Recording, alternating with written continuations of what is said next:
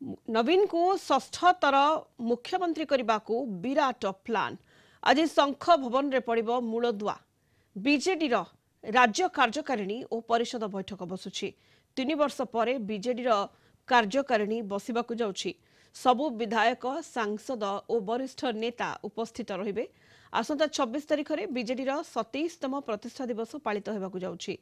प्रतिष्ठा दिवस रे बहु जनहितकर कार्यक्रम मान आयोजन कराजिबो। 2024 निर्वाचन पर मूलदुआ पड़िबो। 50% रु अधिक मतदान निज सपक्ष आनिबा पई टार्गेट रखिछि बीजेडी। एबे राज्य में मोट भोटर संख्या 3,26,00,000। एथिरु 1,30,00,000 रु अधिक भोट बीजेडी किपरि निज सपक्ष आनिबो से नहीं मूलदुआ पकाइबो बीजेडी। आज जिला स्तर में राज्य सरकार यूथ कनक्लेव करने जाउछंती। एथिरे 5T नवीन ओडिशा अध्यक्ष कार्तिक पांड्यान जोगदेबे।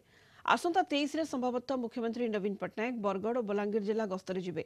पद्मपुर को जिला मान्यता नहीं घोषणा खूब शीघ्र करि पारंती राज्य सरकार। अधिक सूचना पई सीनियर करेस्पोंडेंट कलिंग टीवी रो प्रतिकांत नायक फोन लाइन जोड़ी होचंती। प्रतिकांत, आज बीजेडी राज्य कार्यकारिणी परिषद बैठक बसुची। 3 वर्ष पर बैठक बसिबाकु जाउची, तेणु अनेक गुरुत्वपूर्ण आलोचना हेबा बैठक रे।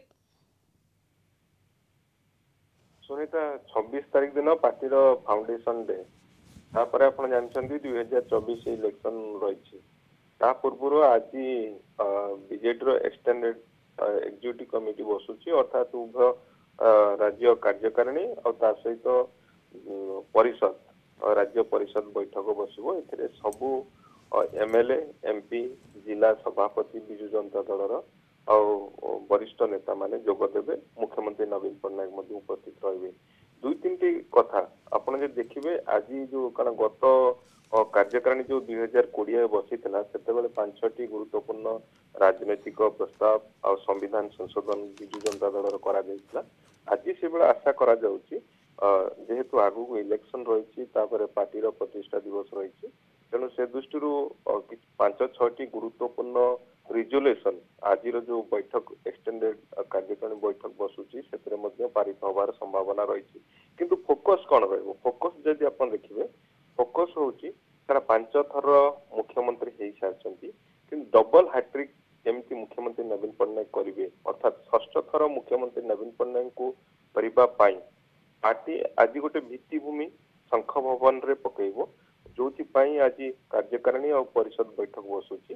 एथरे जो राजनीतिक प्रस्ताव गुड़िक आसो से जदि आप देखिए जो गत पंचायत कथा इलेक्शन कथा कहतु 2019 साधारण निर्वाचन कथा कहतु, 2019 साधारण निर्वाचन में 1,04,00,000 भोट पाइथिला बिजु जनता दल।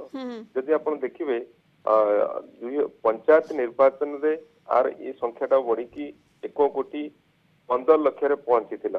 वर्तमान से संख्याटा को किभली भाव में 1,30,00,000 भोट बिजु जनता दल 2024 रे हाथेइबो, सेति पई विराट प्लान करा जायछि, विराट योजना करा जायछि एवं रणनीति मध्ये प्रस्तुत हेबा। परिवर्तित कार्यकारिणी परिषद बैठक आज बसुछि राज्य बीजेडी एवं शंख भवन रे हार मूलदुआ पड़िबो। केउ प्रसंग को नहीं दल ओह्लाइब निर्वाचन मैदान को से नहीं रणनीति प्रस्तुत हेबा, ब्लूप्रिंट प्रस्तुत हेबा। बहुत बहुत धन्यवाद आपनको Pratikant Nayak Kalinga TV senior correspondent phone line रे जोड़ी होते विस्तृत भाव सूचना देते।